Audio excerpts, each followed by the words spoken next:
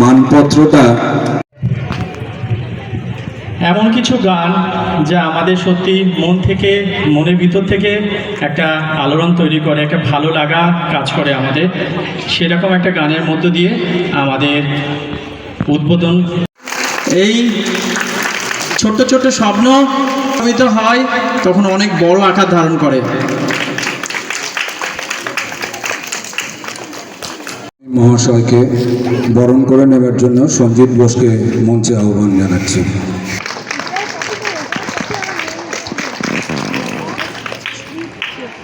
সম্মাননীয় রীতা মণ্ডল মহাশয়কে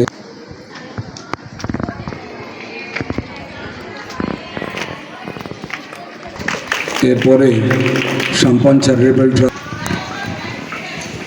এরপরে আমাদের এই বদিপীঠ পাঠাগারটাকে এগিয়ে নিয়ে যাবার যা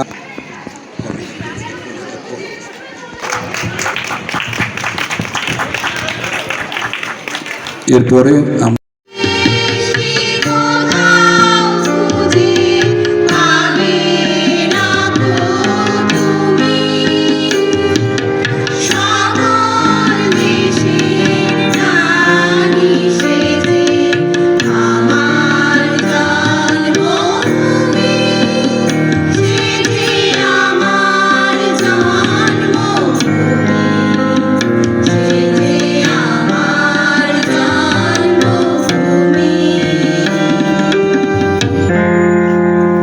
আজকের অনুষ্ঠানটাকে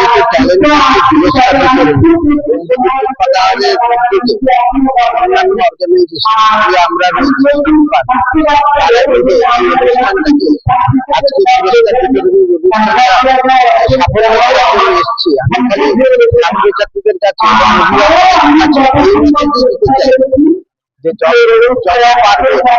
লেখাপড়া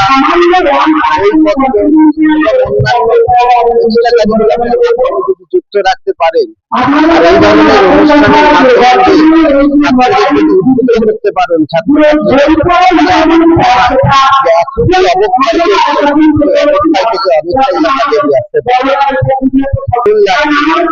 এইরকম একটা গ্রাম্য পরিবেশ, এইরকম জায়গায় সবার শিক্ষার এই বিস্তারিত আলোচনা আমরা তো সবসময় ভোটের কথা সবসময় রাজনীতির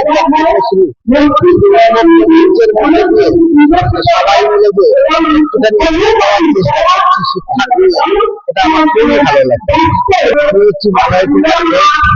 আমি হচ্ছি মালিগঞ্জ সরকারি বিদ্যালয় থেকে আমি প্রেসিডেন্ট। আমার অফিস আছে এবং আমার অনেক ছাত্র এবং আমার অনেক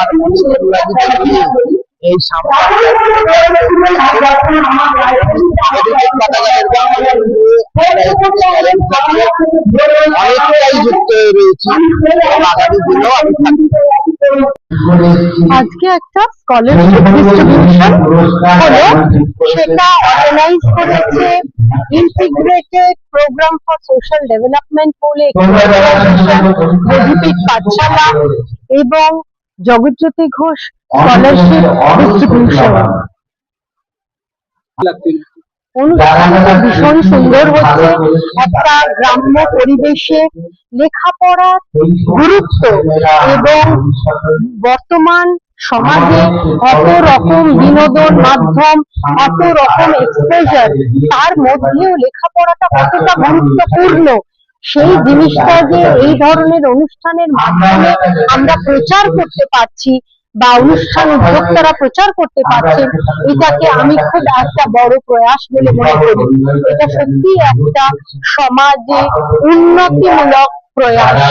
এখানে পড়ুয়াদের আমি একটাই কথা বলতে চাই যে পড়াশোনার বিকল্প হয় না।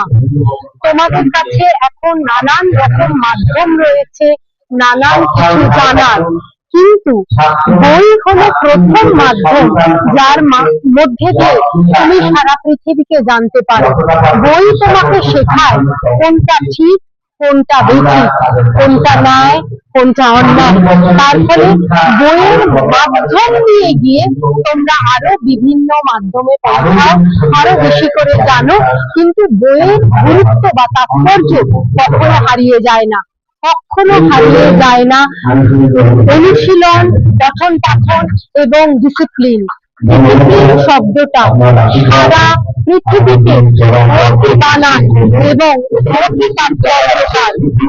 আজকে জার্মানির মতো দেশ, জাপানের মতো জায়গা ডিসিপ্লিনকে মূলধন করে পৃথিবীর একটা খুব গুরুত্বপূর্ণ জায়গা পৌঁছে গেছে, যেখানে পৃথিবীর প্রত্যেকটা দেশে পৌঁছাতে পারে যদি ছাত্রছাত্রীর মধ্যে প্রথম থেকে ডিসিপ্লিন এবং পড়াশোনার প্রতি মনোসংযোগ এবং একনিষ্ঠতা।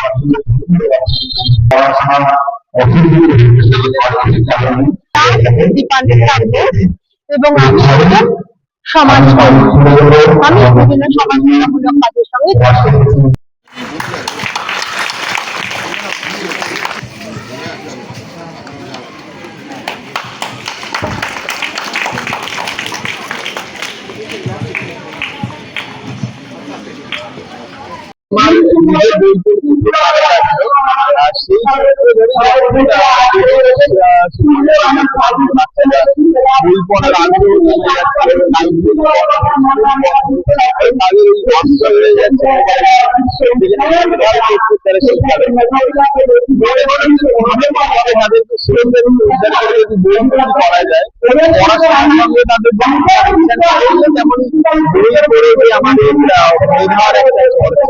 সেটার মধ্যে তারা যুক্ত থাকে বুঝতে পারছি নয় এখন বিভিন্ন অডিও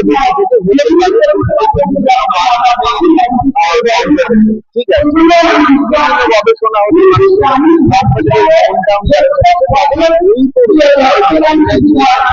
আমাদের পারে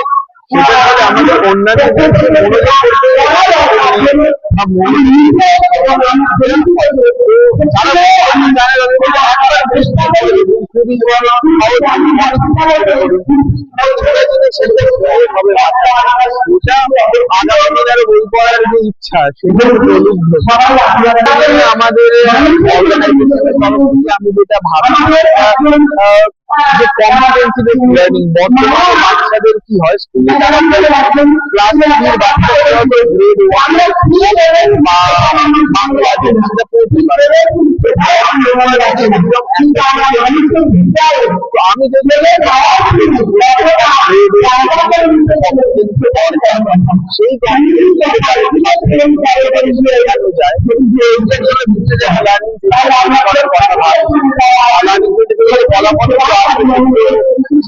সেই করতে চাইছি।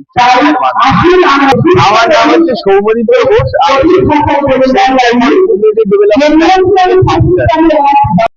প্রজ্ঞাময় গুরু হিসেবে আপনার বিদায় আমাদের বুকে একটি প্রত্যক্ষ আঘাত। এ আঘাতের ক্ষত কোনোদিন শুকোবার নয়। আপনার বিদায় জানবার এই সামান্য আয়োজন তাই কেবলই নিয়ম, কেবলই আনুষ্ঠানিকতা। হে সততার প্রতীক, কাজে ও কথায় আপনি ছিলেন সৎ।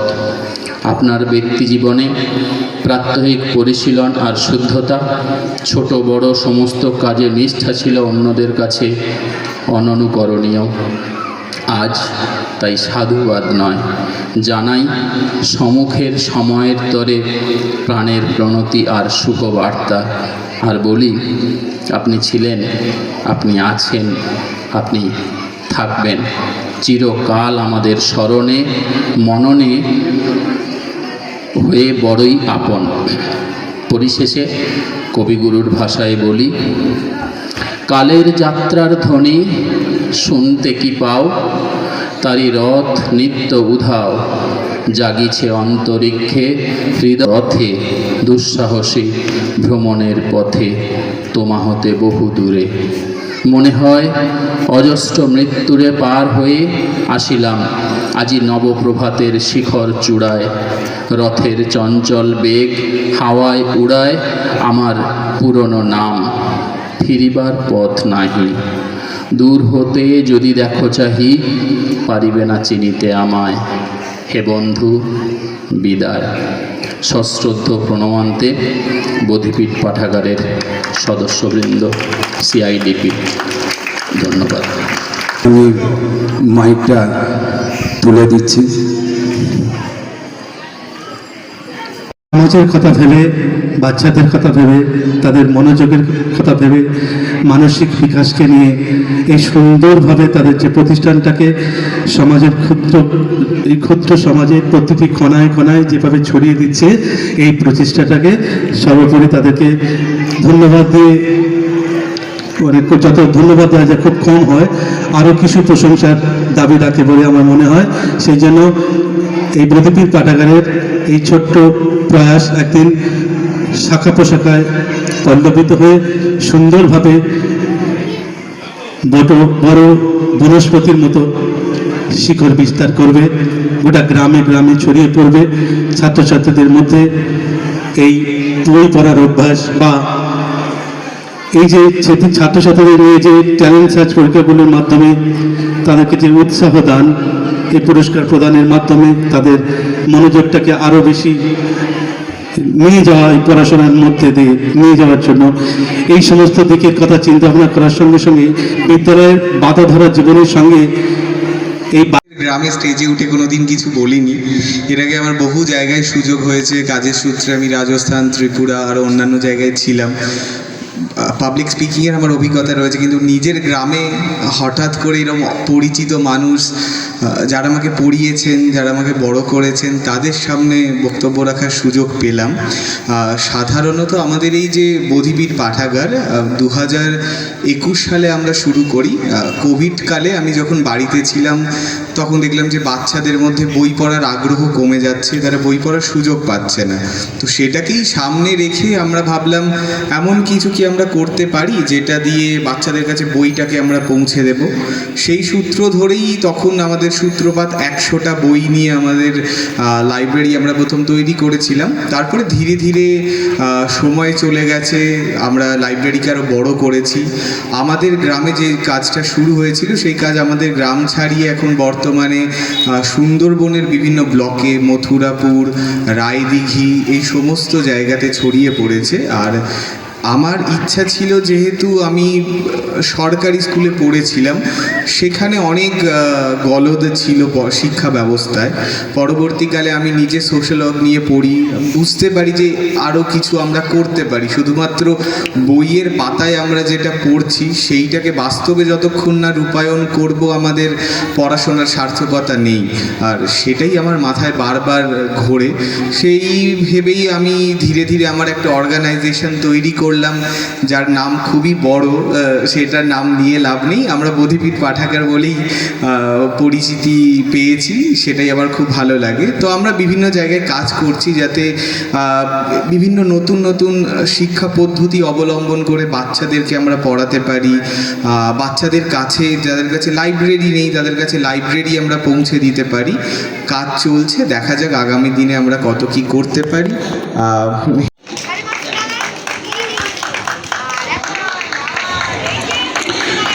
আমরা প্রতি বছরই কিছু স্কুলকে আমরা